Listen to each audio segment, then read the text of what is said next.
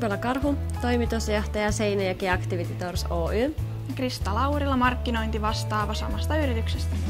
Lisäksi meillä on henkilöstöpäällikkö Toni Leppäkangas, talouspäällikkö Ville Ekola ja markkinoinnissa Kristan kanssa Janika Jokela. Meidän yritys tarjoaa aktiviteettipaketteja pääasiassa lapsi- ja nuorisoryhmille ja lisäksi yrityksille, esimerkiksi justiin muille VY-yrityksille. On ollut mukavaa ja VY-vuodesta ihan varmasti saadaan hyötyä moneen asian elämässä ja sieltä tulee käytännön taitoja yrittäjyyteen ja vähän selkeää tarkemmin, että mitä se yrittäjyys on. Ja lisäksi meidän ryhmätyötaidot tuossa kehittyy, kun pitää paljon tehdä ryhmässä ja organisointikyky. Se on ihan erilaista, mitä normaalisti koulunkäynti on ja siellä kyllä tulee kaikennäköisiä haasteita siinäkin, että itse vastaa aivan kaikesta. Että se on ollut ihan haastavaa, mutta mukavaa. VY-toiminnassa on mukana kaikki liiketalouden ensimmäisen vuosikurssin opiskelijat. Ja opiskelijat muodostaa tänä vuonna ja on muodostaneet jo aikaisempinakin vuosina niin 22 virtuaaliyritystä, jotka sitten syksyllä perustetaan ja ne jatkavat toimintaansa aina sitten keväälle, ensimmäisen vuoden kevääseen asti, jolloin toiminta päätetään.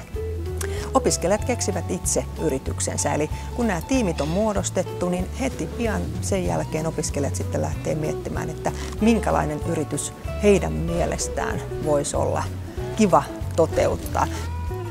Tavallaan malli sille yrityksen toiminnalle pyritään hakemaan tällaisen todellisen kummiyrityksen kautta. Tämä yhteistyö on hienosti sujunut.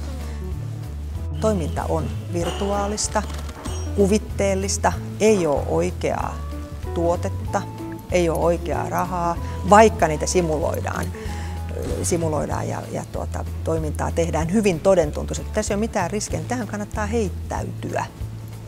Toki tarkoituksena on se, että ostetaan, myydään, harjoitetaan sellaisia toimia, mitä yritykset tekevät ja opitaan liiketoimintaa siinä samassa yhteydessä. Tietysti myöskin yrittäjyyttä, mutta että ehkä niin kuin etunenässä on se ajatus, että liiketoimintaa opitaan tekemällä käytännön asioita.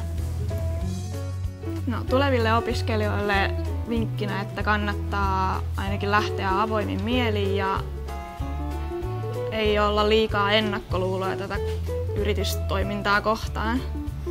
Täysillä mukaan ja tästä saa niin paljon irti kuin mitä itse siihen panostaa, niin tässä voi hyvin paljon saada siitä sitten.